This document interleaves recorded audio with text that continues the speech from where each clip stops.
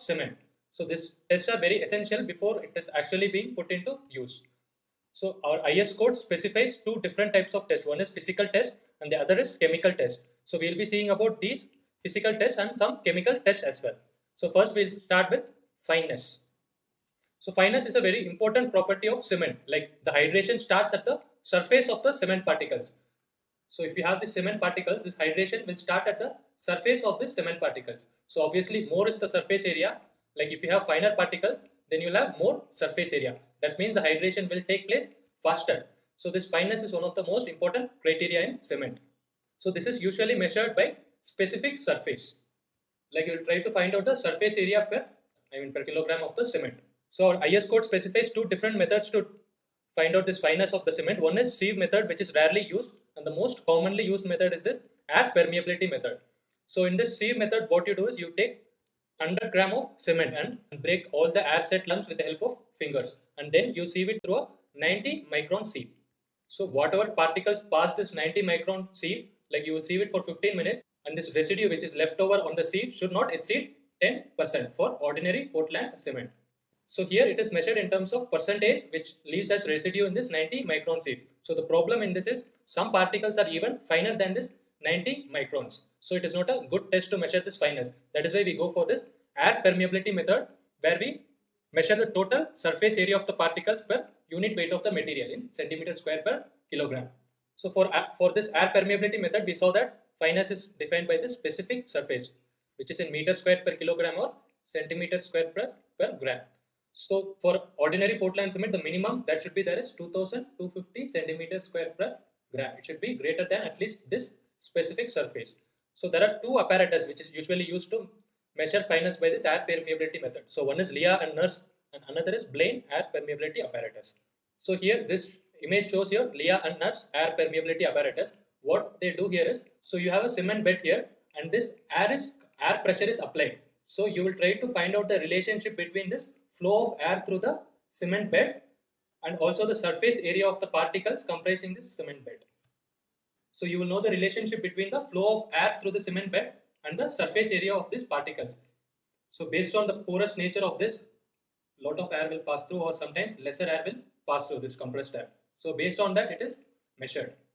So what they measure is the quantity of air passing through this cement bed per second, and this will help give you the specific surface. Now let us move on to consistency test. So this consistency test is used to estimate the quantity of water to form a paste of normal consistency. We saw that cement reacts with water to form a viscous cement paste. So here, with the help of this test, we estimate the quantity of water required to form a paste of normal consistency. So this normal consistency is defined as, like you have this Vickett's apparatus, in that the viscosity of the paste should be such that this plunger, when it is released, it penetrates to a point of 5 to 7 mm from the bottom of Vickett's mold. So this is about, you have about 40 mm mold, thickness is 40 mm. So there is a Vickett's plunger, so it is attached to an apparatus. So when this is released, it should penetrate to a point 5 to 7 mm from the bottom of Vickett's mold. So the viscosity of the paste should be such that it penetrates to a point 5 to 7 mm from the bottom of the mold. So that is how this normal consistency is defined. So what they usually do is they take 300 gram of cement and they start with 25% water. So this is like a trial and error method. First, initially you start with 25% water, then you go for more percentage water till this happens. So this paste is formed after this, and this is filled in this mold, and this plunger is of 10 mm dia, and when it is released, it pierces the cement paste and goes down, and this it is measured from the bottom of the Vickett's mold.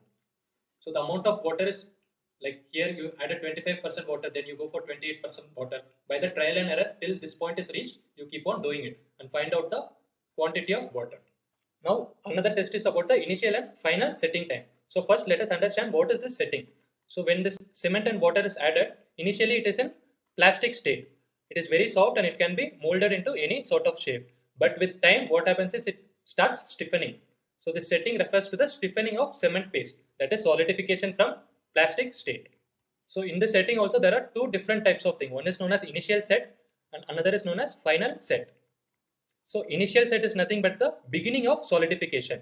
So it happens when the plastic cement paste starts becoming unworkable. like when you have a cement paste which is in initial set state, if you walk on it, you will start leaving this footprints. But when it is in final set, it becomes so hardened that even if you walk on it, there won't be any footprints.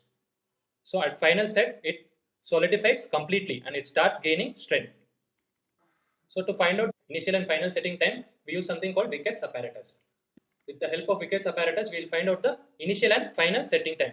Why is this very important? Because we should know how much time it will take for this initial setting. Only till then you can handle and work with the cement. So this initial setting time will help you define the limits of handling the cement. And this final setting time is when the cement starts gaining strength. That is beginning of strength, you will get to know. This is the Vickett's apparatus which I was talking about. Even to find out the consistency, we saw that this Vickett's mold was used, which is of 40 mm thickness. So to this apparatus, initially a needle is attached. So as per IS code, this is known as Vickett's needle of designation C. So initial setting time is defined as the time taken by the paste to stiff to an extent such that this needle does not even move, like it is not permitted to move 5 mm from the bottom of the mold.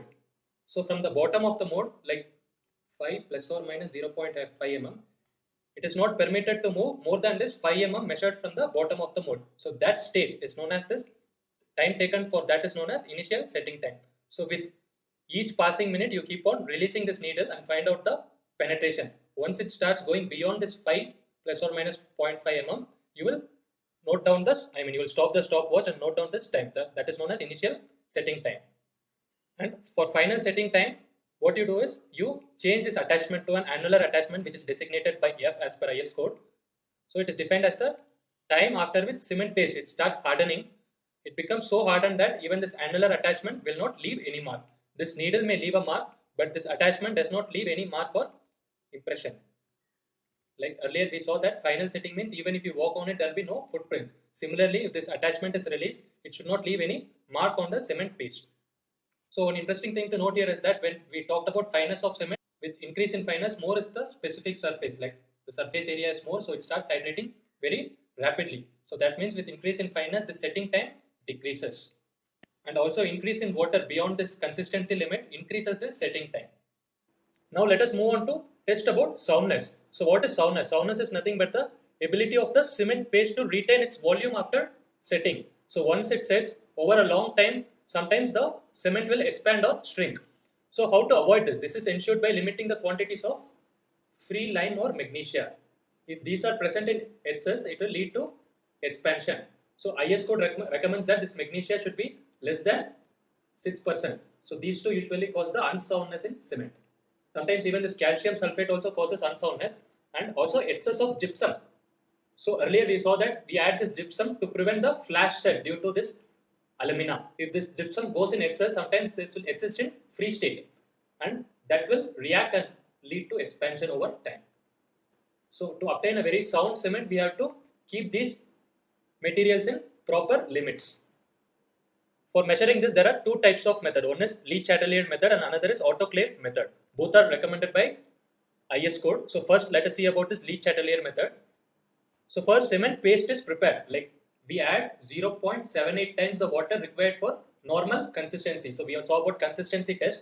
If suppose P percentage of water is required for normal consistency, we add 0.78 times P. And cement paste is formed and placed in this cylindrical mold. So here we have a small split cylinder of 30 mm dia and 30 mm height. And you have two indicator arms which is of like 165 mm length. So first what you should do is you should immerse this whole setup with the cement paste in water for like 24 hours and measure the distance between these two indicator points. And after that you should again submerge this in water and keep it at like boiling point for 2 to 3 hours. At boiling point of water, you will immerse this whole setup for 2 to 3 hours. After allowing it to cool, again you will measure the distance between these indicator points. So the difference between whatever you measured earlier and whatever you measure now will give you the expansion. As you can see, due to this free magnesia or free lime, what happens is this cement starts expanding when you heat it up. Distance between these two indicator arms will get higher. So that difference will give you the expansion of cement. So it is recommended that it should be less than 10 mm for ordinary Portland cement. Otherwise, the cement is termed as unsound. Usually, if it fails the test, what we do is we aerate the cement and retest it. So the problem with this Le Chatelier method is it detects expansion only due to free lime. But whereas this autoclave method is sensitive to both free lime and magnesia. So IS code recommends this method when there is greater than 3% of magnesia. So for those things, autoclave method is used. So here what you have is 25 mm into 25 mm specimen you have. So the length of this specimen is measured and then it is placed in this instrument called autoclave. So here the temperature is raised and a gauge pressure of 2.1 Newton per mm square is applied. And then it is gradually brought down to a temperature of 27 degrees Celsius and your length is measured again. So the difference between both the lengths will give you the expansion. And that will give you whether the cement is sound or unsound. So overall, this soundness, we measure the expansion in cement. And usually in field condition, what happens is this happens over a longer period of time. Here you accelerate the test by heating it. Now let us move on to one of the important tests, which is your compressive strength and also tensile strength. Usually cement is weak in tension, so first we'll see about compressive strength. So what you do is you first take cement, standard sand and water. So IS code specifies that you should take 200 grams of cement and standard sand of like 600 gram, and then water is, if P is the percentage for normal standard consistency, you should add water of P by 4 plus 3% of combined mass of cement and sand. So with this paste, you fill in the mold of 70.6 mm cube. So the area of this cube will be 5000 square.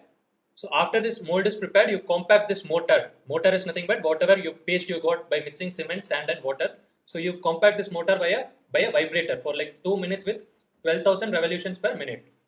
Then you keep the mold at 27 degrees Celsius for at least 24 hours and at 90% relative humidity should be maintained. So after that, this mold is removed and it is immersed in fresh water. Then you test those cubes in a testing machine and you apply a load of 35 Newton per square mm per minute.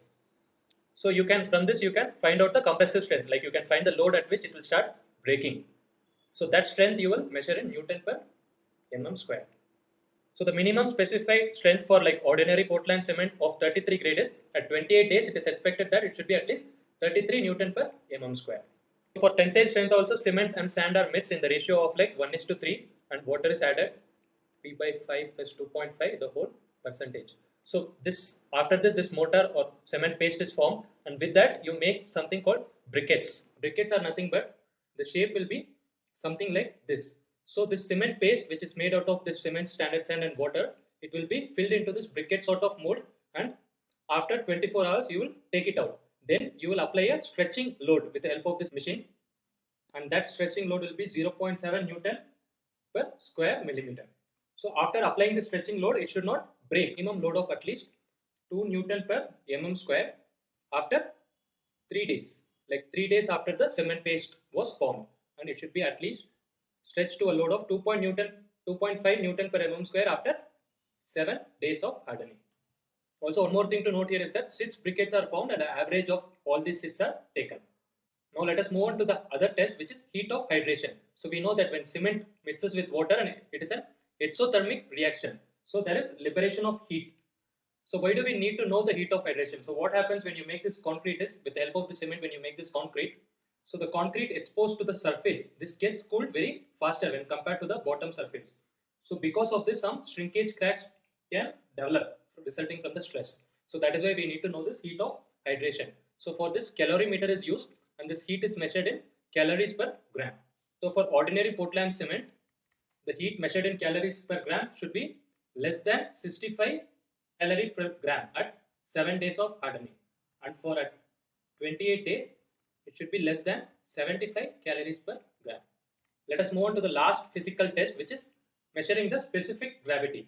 So for measuring the specific gravity, Le Chatelier flask is used, as you can see in the image. So this flask is initially filled with kerosene or naphtha.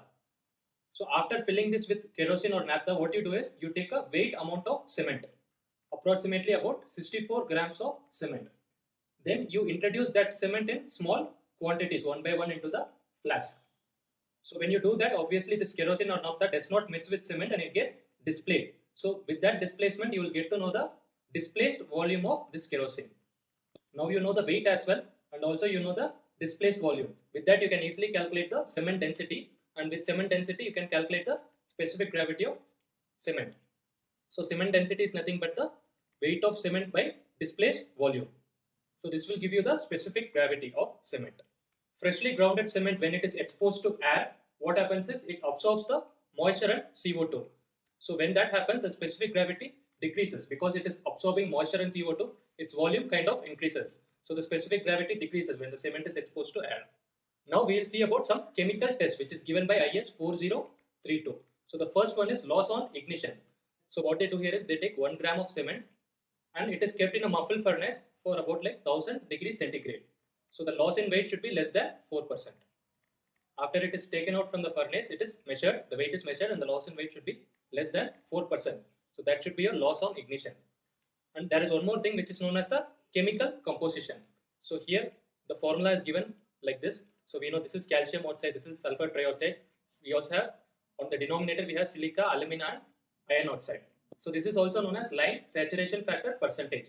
This should be between 0.66 to 1.02. It should not be greater than 1.02 and it should not be less than 0.66.